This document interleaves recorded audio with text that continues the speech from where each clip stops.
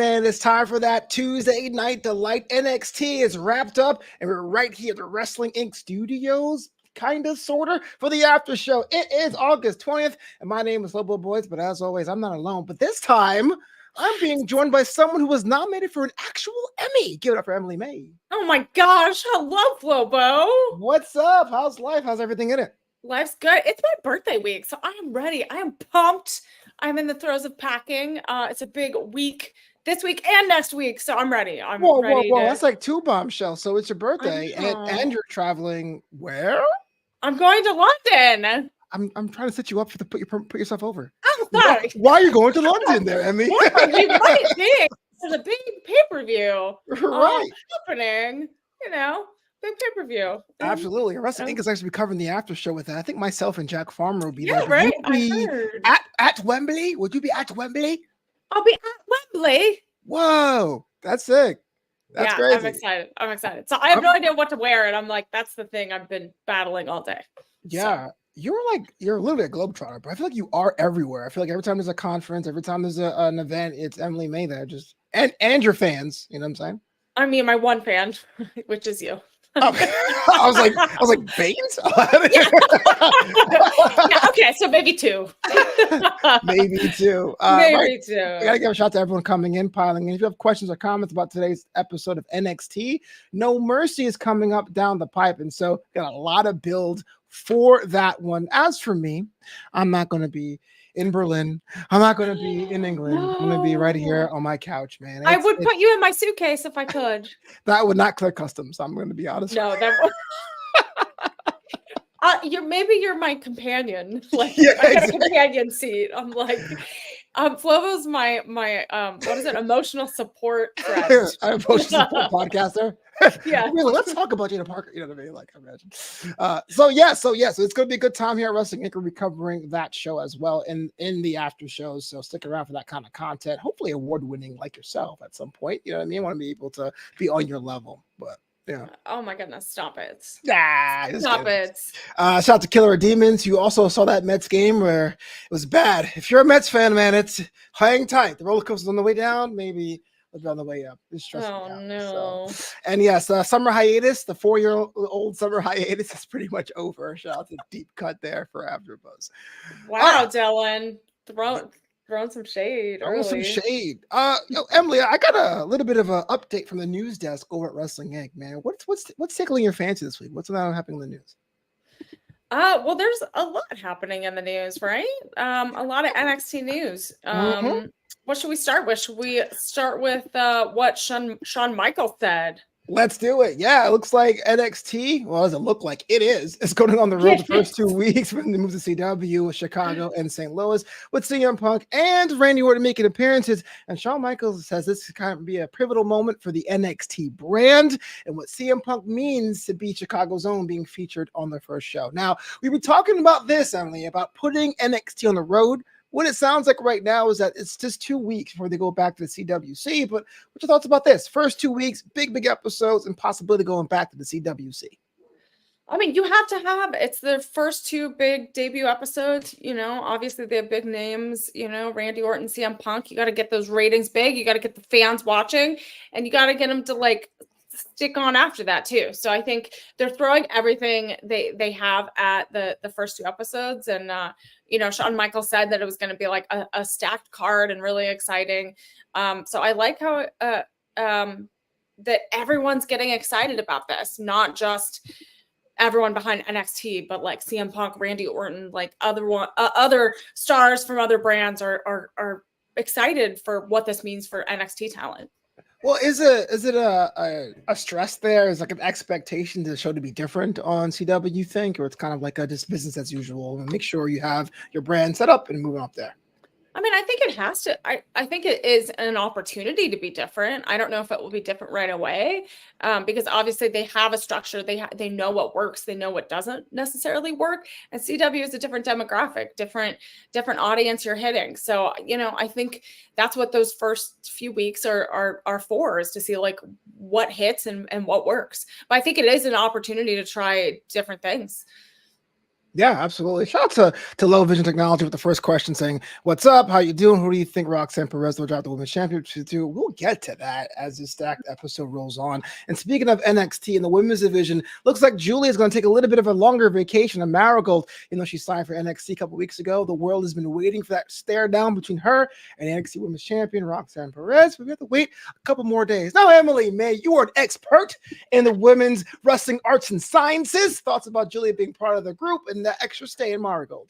Oh, I mean, I think Giulia's taking obviously her time, and I think they're making sure that it's the right moment. I mean, we'll get to that, but I think when we get to Roxanne Perez, I'll tell you my thoughts.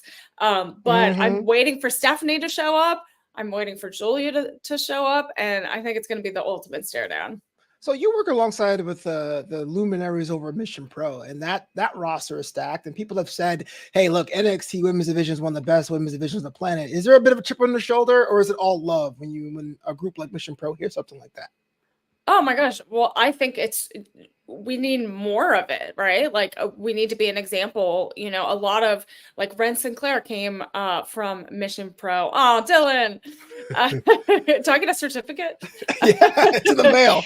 Yeah, it's in the mail. I think like Ren Sinclair came from Mission Pro. Thea Hale also did as well. Like there's some incredible NXT stars right now that came from Mission Pro, had their first matches. So to be kind of a spearhead of the spirit and athleticism of these women that are going on to NXT, that's really special. So, I think there needs to be more of it, obviously, and it's hotter now than ever. Yeah. But I think we got to continue to grow that roster, and obviously we see that in the segments and in the matches and the gauntlet matches, things like that are happening on NXT. Yeah, I love the fact that we split down the middle as far as women and men talent. NXT pretty much hits all the marks. And speaking of the men's roster, it looks like Riley Osborne has bunched his ticket for TNA's Emergent pay-per-view, getting involved in the Ultimate X match. Now, Riley Osborne, as somebody I'm a fan with the NXT UK clan, Josh Morrell was great. This could be the next step for the Chase U graduate, soon-to-be graduate. I don't know. Chase, Chase. Sophomore? I don't know what he is. I know. What year is it? Is he like a return student? Did he go to summer school? Like, I need to know. Yeah, but Riley Osborne is getting that TNA appearance. I'm all hyped about this. I love the TNA NXT like combined like Voltron thing. I do think we do a long term Forbidden Door curse window. Just thoughts about this. Yeah, I mean, I think, obviously we'll talk a little bit more about this in the main event of tonight's episode, obviously, but I think this TNA NXT relationship is just beginning, and it seems like they're finding the right spots for both TNA stars and NXT stars to kind of cross over at the right moments. Yeah. And, we saw more of that tonight. Yeah, absolutely. And finally, Booker T, the five-time. Had really thoughts about the NXT presence at pay-per-views or main PLEs. Booker T on his podcast, which I do recommend you check it out for those who haven't. It's so good. It's great. It is kind of like old man Booker sometimes. Like, the kids nowadays, well. Get off my lawn. Yeah, get off my lawn, for real. Well, he's Booker T. He probably has like a whole compound. Anyway, thoughts about having NXT talent and matches featured on main roster PLEs. Booker T is actually not in favor. He says, look, keep NXT separate. And when you appear on the main roster, it's kind of like graduation, although there has been chatter in IWC about having a Worlds Collide situation. Thoughts about the idea of having NXT talent on PLEs? So I kind of have a mixed reaction to this, because we've seen Roxanne Perez obviously have incredible moments on a main roster show and show up, and then also have some great appearances. So I think it depends on who it is. I think some people can step up to the plate and obviously shine, and they're ready for it, but it is a lot more pressure, which Booker T, I think, is correct to say, is that it's just an elevated amount of pressure. It's different. There's more eyes. So it's kind of like a fine balance, finding the right person in the right moment. But I do like the idea of having them intersect, just like we have Pete Dunn. Pete Dunn was on Raw, coming over, and Yeah. on NXT. So like we're having that crossover. I think it's okay for NXT to come over. Hey, if you were a general manager, would you rather have an NXT match on a PLE, or would you have like an NXT talent go up to Raw and be like, Julia Dragunov or Seth Rollins, see you Saturday? Like, yeah, I think I would rather not necessarily have like an NXT match per se, but I would want a talent like Roxanne Perez or someone like Obafemi. Obviously, we saw him challenge that open challenge for Otis. We saw that finish. So that I think works. Yeah. Showing up and saying, hey, I see you. I see what you've been doing every week, and I want to have a match with you. I wouldn't say it's per se an NXT match. Yeah, it's with talent, but I think it can be quite successful for that talent. So I always like picking your brain. You're way more smart than I am. I'm always like, I don't know. Give me everything. Like, I don't know. Oh, I thought you were gonna give me like a fantasy booking question. Like, if you're the general manager, I hate that. Because I feel like you and Jack do that. I make Jack do that because I'll tell you one thing, and people who know. I don't know why this is my impression of you. Oh, because it's mine too. I'm Jack Farmer. Because here's the thing, Jack will hit me up in like the middle of the night and say something that's not true and expect me to argue it. He'll be like, "Hey man, Goldberg, best finisher of all time, right?" You're like, who said that? Oh, your silence means I'm right. Like, what the heck, Jack? At 4 a.m? Yeah, this guy, he is Batman. Like literally Batman. Square jawed and everything. Doesn't sleep. But let's get into I feel like he does have a secret life. Does he have a Batcave and like a cool car? Think about it. Have you seen his house? He's always wearing suits. He's always like, come see me after dark at this thing. I'm just letting you know, maybe he is Batman. I think everything is being pieced together, Flobo. I think it all makes sense now. Hey, you know what? This is actually a Flobo Jack fact. Do we know the name of Jack's cat is? Cat? His cat? His cat. No. It's Batman. Think about it. His cat's name is Batman. Okay. All right, let's get into it because they're going to fire me if I talk about Jack anymore. I know. Sorry, Jack. We miss you. We do it with love. No, baby ice, please. Whatever you do not clip this out and tag him on social media and say Flobo's talking crap about that. He would hate that. Okay. So Chase U opens up the celebratory things. They are the new tag team champions. At least half of them are. With Nathan Frazier and Axiom, which I do think they should be separate, but they're still a tag team saying, you got us on a bad day. Let's get ourselves back into the hunt of it because they didn't have a proper rematch clause. They did go against the B team. Duke Hudson, Riley Osborne, they get the dub, and Ava, about an hour after that, granted them the rematch anyway. Thoughts about this one here? Chase U, new champs, Nathan Frazier and Axiom trying to get their gold back. Well, I mean, I like that, obviously we had a great celebration, Chase U team getting that win last week, surprising that there was new tag champs crowned. We're heading into No Mercy, and I always wonder how fast Axiom and Frazier were coming after the tag team championships so quickly after their loss. They said they had a bad day. It's like, how fast do you go after them again? And that was like what was going through my mind while watching this is like, they're trying to go after it again. And it's like, I'm just wondering where and why right now. Yeah, no, I'm with you 100%. Let's get to a question from Dylan Matthews, who is my Australian correspondent. Says Chase U is transitional chance for the OC to take the titles. That's what I'm praying for. OC, we'll get to that too. They're done.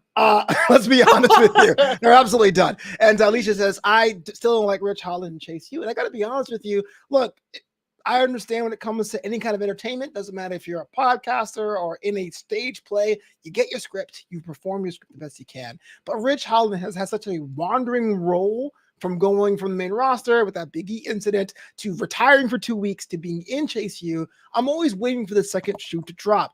Emily Mae, let me ask you, Rich Holland, you a fan or nah? I feel like he's kind of trying to find his way in this group, right? Like it's an interesting mix of people. So it's like I don't know if he's found his way yet.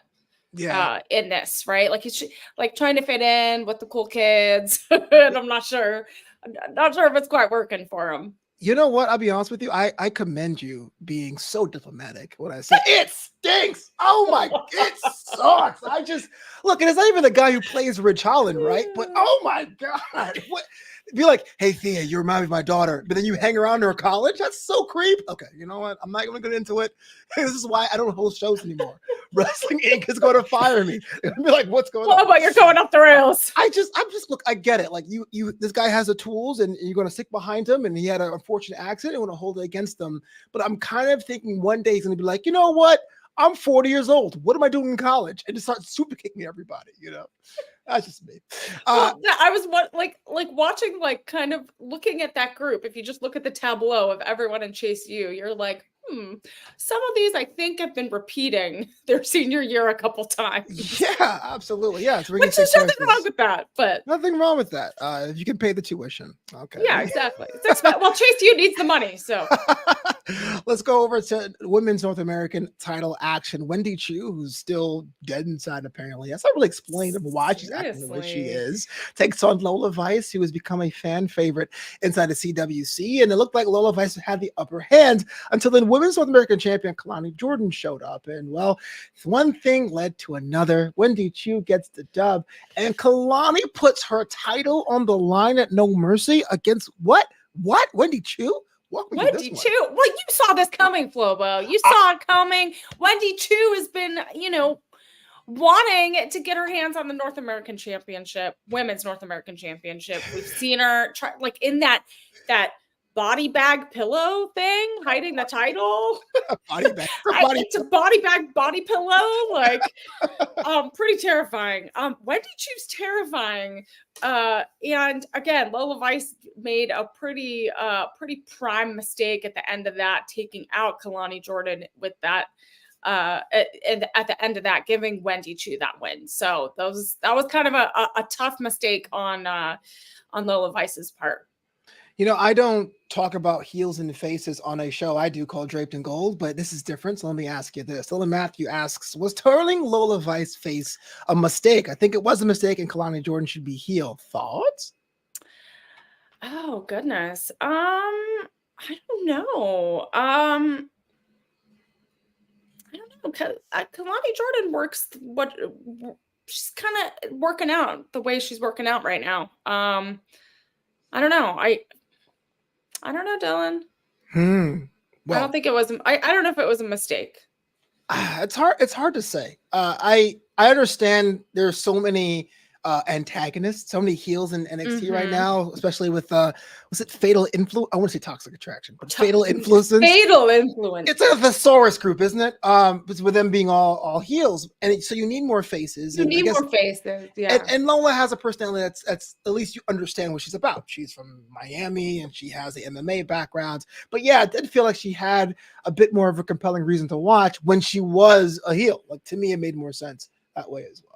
Yeah, maybe just me, shaking my but fist. Kalani has such a kind of just a bubbly, kind of sparkling personality as a babyface. Like she really just brings out a lot of that, just that personality. So I think it works for what she's doing right now. She's champion. She's like riding high on everything, and it matches like her moveset too. So I think it all is lining up.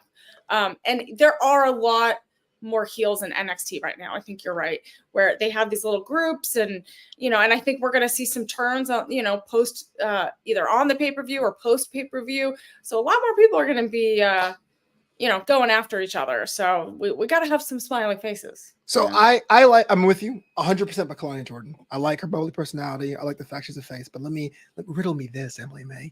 When you think about the faces on the brand between Kendall Gray, between Carly Bright, between Briley Reese, are we having too many bubbly personalities? I don't think you can have enough. Because they can always change. They can always switch. You can see a dark side, Flobo. So you got to show the happy, bubbly side. And then you honk. You turn. It's LA. It's LA. I'm sorry. I live right by the freeway. You stand sounded like a clown. I just honk. It picks up everything, I swear. No, you're absolutely right. I'm with you as well. I mean, maybe some bubbly personality is good. Some levity is good. Who doesn't have that levity is Fallon Henley. She, along with Jasmine Nix and JC Jane, they do say they're Fatal Influence. I do think it sounds like Toxic Attraction, but they hate the rookies except for Jasmine. Are you on board with this group? I like this group. I love their little vignette. I love that they like had a true introduction to who they are. I'm ready to see what they can do. I like Yeah, it. I like the yeah. name too. Fatal. It kind of goes into that like influencer kind of. It works with that demographic. Is it better or worse than Pure Fusion Collective? Definitely better. Definitely better. I'm just kidding. I get it. I understand why you're fatal influence. Fatal. I'm not. It doesn't roll the tongue. I understand why you're fatal influence. I still don't quite understand. Even they did literally explain it to me why Fallon Henley and JC Jane is like, you guys are all rookies and pathetic, but this one and Jasmine Nix is okay. I don't quite buy that part, but maybe I'm just grasping at straws. Yeah, I think sometimes you just have to like believe in that like just follow it, right? Like follow that story, see where it goes, and then suspend your disbelief, Flobo, a little bit. I guess I have to. Alicia A, part of the Wrench crew. Shout out to the moderators, be keeping us safe. Says, I like the video package, and her name is way better than Pure Fusion. Now, Pure Fusion actually works, even though you could argue that there's like a fusion of fighting styles, but I'm guessing what that means. But yeah, as long as Fatal Influence. Is it a Dragon Ball Z reference? I don't. It sounds like one, but I have no idea. Like, here's the problem I have with factions, man, and you get themselves together, it was great, but you look at the names of the factions over the past couple of years, like the New Day was like one thing 10 years ago, but like, what is the Final Testament? I would think there'd be a group that quotes the Bible scripture, but they don't. What was a schism? They are a group that separates, but they were together. Like, what is damage control? Someone that stops damage, but they never did. They doled out damage. It's like, what do these names mean? Get off my lawn. Old man Flobo. I want to know if faction names, man. Shout out to the Bloodline, but I know if there was a group called the Head Shrinkers. Bloodline works. No, but the group called the Head Shrinkers, if you lost, your head could have been shrunk. That was the threat. Oh my goodness. We gotta keep on track because you will take this off the rails. I absolutely will, just making sure that we're having a good time. And if you are having a good time, you're having it ready, you're listening to the audio version, give a shout out to Emily Mae, joined the group a couple weeks ago. She's killing it. Let us know in the comments below what you think of the show, and plus give us 5 stars on your favorite podcast platform of choice.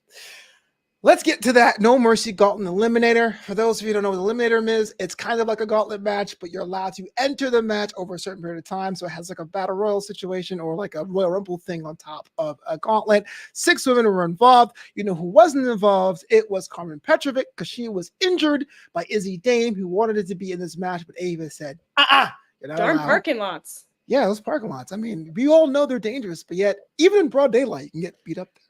Yeah. So we had ourselves a gauntlet match. This one here was kind of an instant classic, but Jada Parker gets the win. And now she is now the new #1 contender for Roxanne Perez's NXT championship. And it looks like Jada Parker is getting what they call the rocket strap to her. But Roxanne Perez wasn't too impressed. Walk me through this one. Yeah, I mean, this one I was looking forward to because, again, all these ladies have not had a title match yet. So again, the stakes were really, really high. I was rooting for, I'm a little biased here for Ren Sinclair, but she kicked it off with Sol Ruca at the top of the match. And I do have to say that she really stayed in it for a very long time. And I think she was the 3rd one eliminated. So I was rooting for her in my little heart. But again, Jada got the advantage by being the last one because they had 3-minute intervals. And again, just like the Royal Rumble, you want to be the last one, right? Sure. And this, obviously, she had that advantage. She wasn't like Sol Ruca and Ren Sinclair had to stay on, and in it for a very long time to kind of eliminate other people. To be fair, Ren Sinclair was the 4th one eliminated. So she 4th. Sorry, she actually pretty long compared. And Ren, with No Quarter Catch crew, has kind of really inserted herself, but kind of gave them a shot in the arm they need. I could argue that she's a better leader than Charles. She tried to take over the mic, so. Almost got him killed tonight, but it's all good. but there's a lot to pull from this. You know, we talk about the women's division in NXT, and there was some naysayers on Twitter, or X, and I disagree with the naysayers, to be honest with you, for the record, that there's too many players with not enough personality. But I think we saw everyone in this gauntlet match really show out. Brynlee Reese is more of a subdued version of herself, but still as effective. Adriana Rizzo was someone who's willing to go in head first. A lot of character beats I really loved in this one. Yeah, I mean, Rizzo, we saw come in like really, really hot, trying to do some high spots right off the bat. Reese was, what, like you mentioned, was really, really great as well. And again, Red Sinclair just has character and just personality oozing out of her. And Sol Ruca was really trying to pinpoint and kind of navigate the right people to take out first. Like, she was kind of using the mental strength that we've seen before. And there was a lot of momentum. Like, Sol Ruca was using that momentum throughout the match to kind of keep rolling. And I like how there's this many women highlighted on a show like this weekly. And it's really great to see. Shout out to Bear Money, who says Sol is a star, but these new women coming in may take a back seat for a bit, but she should be champ. I disagree with the back seat, front seat thing. If you're hot, you're hot, and the crowd will let you know. Yeah, you got to go with who the WWE universe is like gravitating. What's that word? It's brand new. Gravitating. We just made it up right. I just made it up. Gravitate. Gravitate. No, I like to say, like, Sol Ruca could be the LA Knight of NXT. If it's not Jada Parker, definitely Sol Ruca. The Soul Snatcher is electric. Backstage, we had a little bit of a Ethan Paige and Pete Dunne jaw jacking, which would pay off later. But the next match here is one that made me shake my remote control at the screen. The OC, remember them? You know, the Good Brothers against Hank Walker and Tank Ledger. Hank and Tank gave him everything. And I was always going to write in my notes, but Hank and Tank lost the match when the impossible happened, where they actually got the win. Emily Mae, Upset City. Tell me about this one. Well, we know that obviously the tag team division at NXT is going through something, lots of changes. But this was definitely not on my bingo card tonight. When I thought that these tag teams were gonna face each other, I thought, all right, well, Gallows and Anderson, that's most likely going to be the big win. And it was not. So it shocked me. It shocked the interwebs. And there's definitely a very huge shift in the tag team division. And I'm still processing how I feel about this. Did you hear Booker when Hank and Tank won? He was like, "That's it."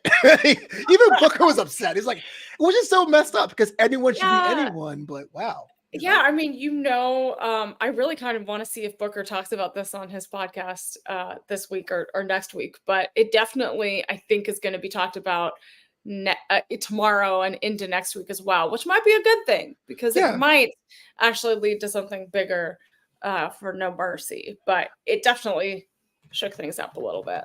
I gotta be honest, there's been like every main roster has always had a hype team. You know, there was the original Alpha Academy. There was the Mojo Rawley, Zack Ryder thing. Hank and Tank, they could really be pretty much like the emblematic of that for the NXT roster. You need some like hype guys.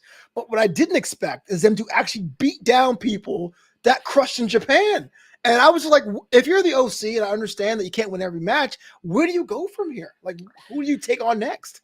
I mean, I had a lot of this process happen this weekend at Mission Pro, and just like when I work indies, sometimes, I mean, obviously you can't always win every match. Like, it's not going to happen. But sometimes the people or the person that loses gets over more. Right. Because the conversation, even though they didn't get the win, the conversation turns to them about what their future is. What did they do?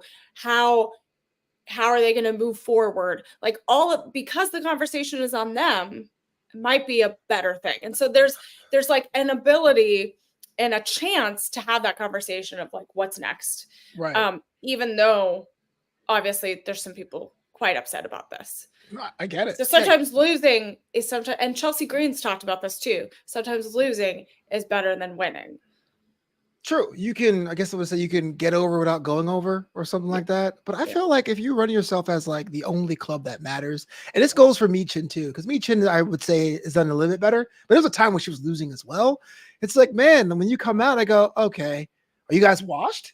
Because you went down to developmental. We were been told NXT is developmental, and you lose 2 straight matches. I go, can I believe in you again? Yeah. Question. I mean, it makes you think, like, do they need to go through a rebranding? Do they need to like completely, maybe this leads to so much anger and frustration that they like totally go off the rockers and knock everyone out. And maybe this is the momentum they need. Yeah, they should buy stock in the parking lot. That should be a cool gimmick. Just like I live in the parking lot. Maybe they're like the cement, maybe they're the pavers, right? And they have to pave the parking lot. And that doesn't go well. I got to give a shout out to Ricky Sinclair. Fins up. He says, maybe their time the next team is done. I'd love to see them back on SmackDown against God. We can't use that name. That's trademark elsewhere, brother. Like, come on. They do mention it on commentary, though. They do. Technically, we can. But I get you. Yeah. It's really hard for me to not use past names and as well. Or real names. So do you do this where, and I know this is not the whole point, but do you do this where like someone may change their name and go elsewhere, but you call them by their best gimmick ever, like, of their career? Because for me, he will always be Cesaro. This Claudio stuff is not the same. It ain't the business. It's okay. Yeah. No, it's and it's really hard when you're with people that you have to say like their wrestler name, but then you're like, oh, but I know the real name and the legal name. And then you're like, oh, I'm with other people that you have to like, it's a mind brain thing. Balance. Yeah. Do you have a wrestling name? I'm just curious. Do you have like a wrestling name? No. Okay. Well, fine. Should I have a wrestling name? Everyone tell me what my wrestling name should be. All I'm saying is it'd be cool if you had one. I could do my intros a little bit different. Flobo, you need one. That is my okay. In fact, it's a deep cut. This is not even the point of it. But like, I used to work for Mach 1 Wrestling here in Southern California, and my real name was actually so bad that was actually my wrestling name. My shoot name was my gimmick name because no one believed. Okay, all right. So anyway, Charlie Dempsey comes out with the North Quarter Catch Crew, and they're filling themselves because they have that Heritage Cup, which I thought. For a second there, we're going to have a unification thing when Obafemi came out. But Obafemi, the ruler, says, I respect you're a champ, but I am better than you. And Tony D'Angelo even comes out again with Ren Sinclair saying, no, I'm done with that cup stuff. I want the NA championship. And that happened to be one of the bigger dust-ups in this episode. Walk me through this one. I mean, I'm like, Obafemi is so scary. I would not turn heel. I do really good heel cameos. I do very good heel cameos. So I do. Wait, you're a cameo? Yeah, I'm on Cameo. So I could order a message from Emily Mae for my birthday, for a promotion on my job. I've done them for Father's Day. I've done them for Mother's Day. Yeah. You just can't be like, because I can't get in Cameo. You got to tell people, you know what I mean? So I can be like, yo, tell me Jack is wrong. And, okay. Yeah. I could just do a heel promo on Jack for you.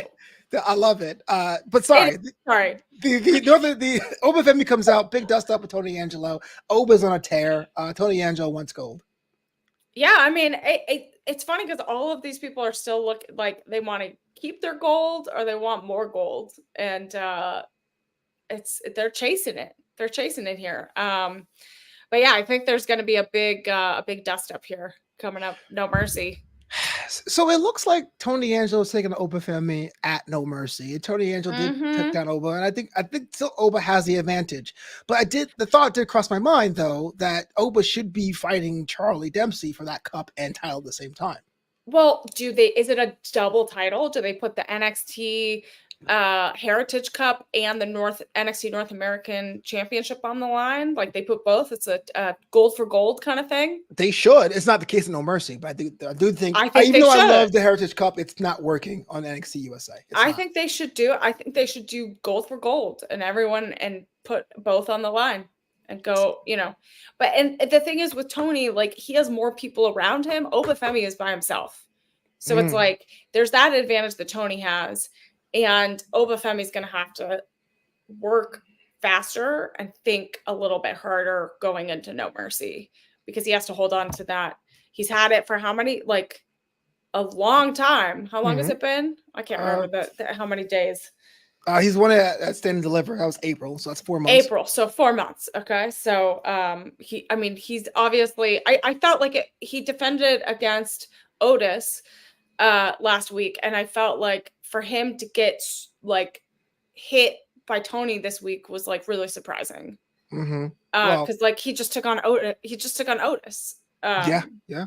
Like, so yeah, I'm interested to see how much this stuff bubbles over in the next week or so.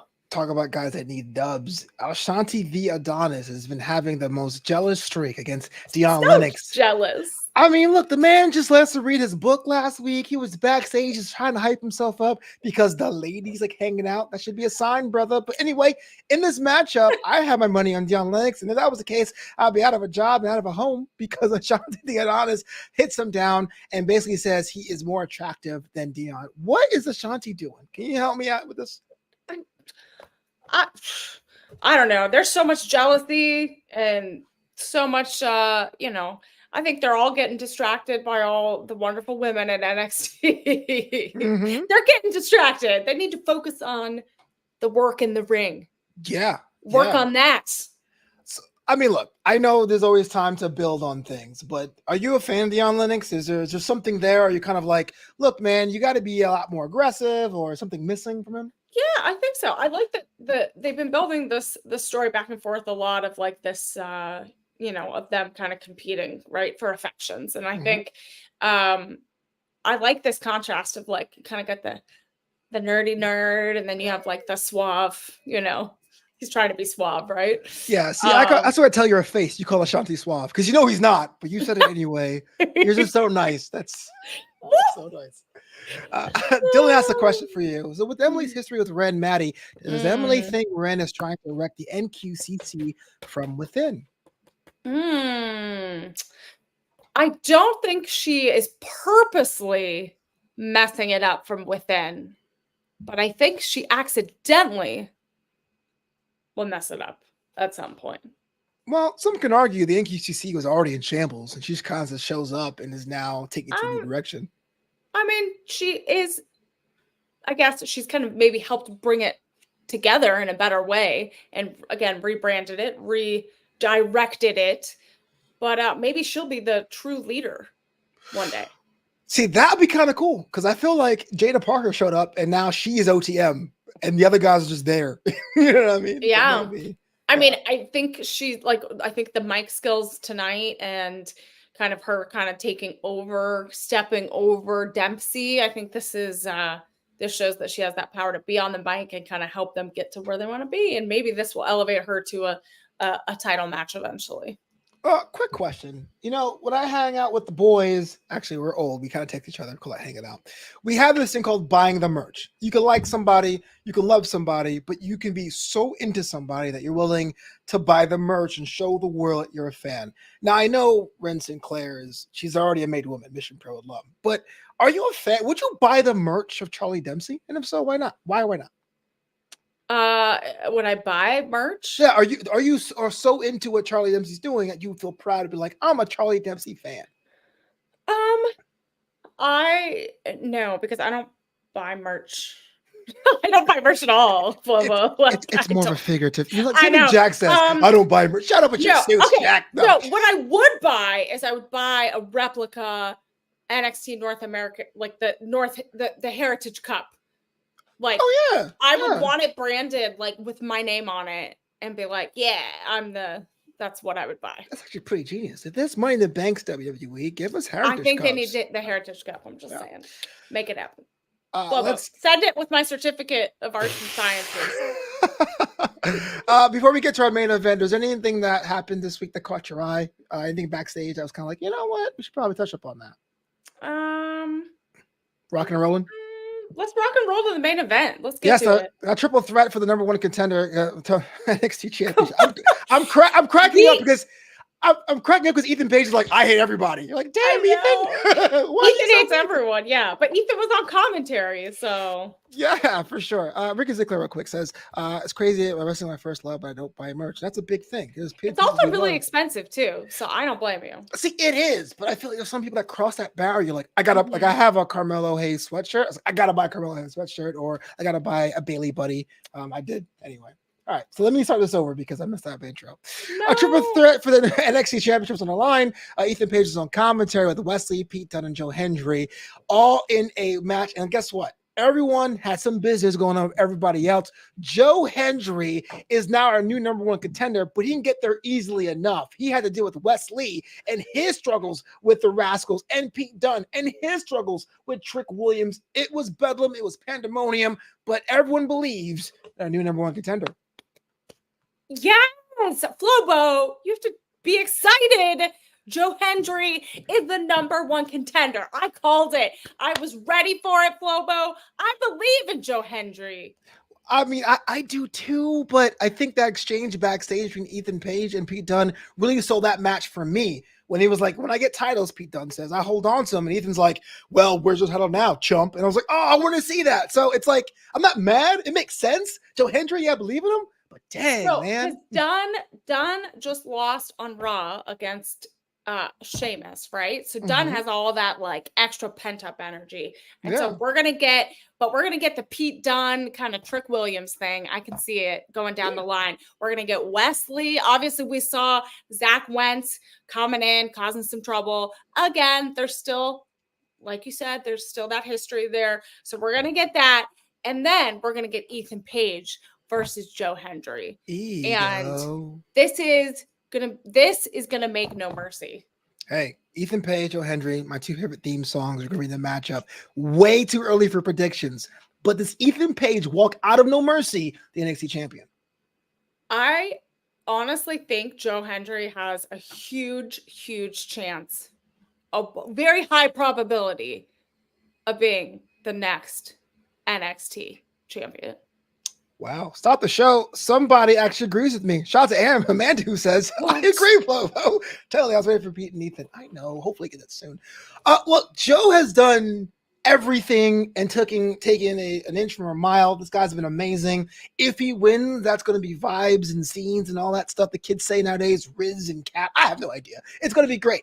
But yeah, man, Ethan Page has done so much to stabilize that that NXT championship. Just being just a jerk, and I love it. I mean, we're all like having trouble with our words tonight.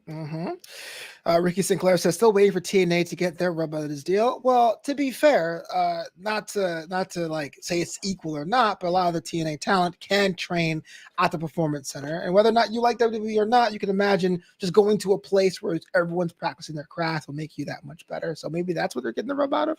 I mean, they're selling out, like TNA is selling out shows. They're getting, their numbers are viewership numbers are skyrocketing. So I mean, they're getting it. One more question before we wrap this up. Julian Floyd says, who comes out to confront Roxanne after she pins Jada? Excuse me, sir or ma'am.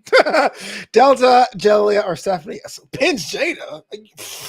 What? Well, we know who Flobo's rooting for. She is the only person to me I was like, I'm on board. Roxanne Perez needs an opponent. Jada Parker can do it. Okay, I'm on board. I honestly think it's going to be Giulia or Stephanie, someone that has not been there yet, walking out and confronting. If you had to pick one, though, those are your options. If you had the book, I think it would be Giulia. Yeah, Giulia would be the better one for me too. But even though Stephanie that Kara can totally, I think she deserves more like the vignettes and packages, the coming soon. But like the show up, stare down, like you're going against me now. Definitely Giulia. That's just me. Yeah. But anyone could be a wrong answer. But gotta say, thank you so much. It's the first time we're like back together on a show for like 3 or 4 years, Emily Mae. That's crazy. It's amazing. Yeah, it makes me happy because I had George the first. I had George, and then I feel like it's like we're all back together. Yeah, watch me get fired for derailing the show and talking about Jack for an hour. Okay, it was only like 2 minutes out of the 45. I'm trying to get fired. All right, so tomorrow, Wrestling Inc. is back with the AEW Dynamite after show. And like we said before, we have coverage for All In, All Out, Bash in Berlin, and No Mercy. So make sure you watch shows out in the coming weeks because we need all of your comments. It's still kind of a pilot program, those PLEs and pay-per-views, and hopefully get to be in that mix too. It'd be kind of cool to work with you for a pay-per-view. Yes, it would be so much fun. Speaking about fun, how can people find you? How can people support you? How can they order cameos from you? Let me know. Yes, you can follow me on all social platforms at Emily Mae Heller. I am off to London for All In, and then I am heading to Berlin for Bash in Berlin. So I'm going to be there live. So follow me for all of my coverage. I think I just had Flobo freak out right now, but I also have cameos. If you want to support me for my birthday week, I got PayPal, Cash App, all that. I'm going to be on the road for 2 weeks. So you're going to jolly old England, Mike, and then saying Guten Tag in Germany the same week? Yes. What the? Emily Mae is going on tour, man. Wrestling Inc. You're lucky to have her. I'll be back next week. Look, my boy, I hang out with Jack Farmer every Wednesday. The show's called Draped in Gold. We break down NXT in the mornings, probably my second time this week. Check me out for that. But I am not going to England. I'm not going to Germany. I'm just slumming it here in my bedroom. And also, I like it. All right, catch you guys tomorrow at WrestlingInc.com.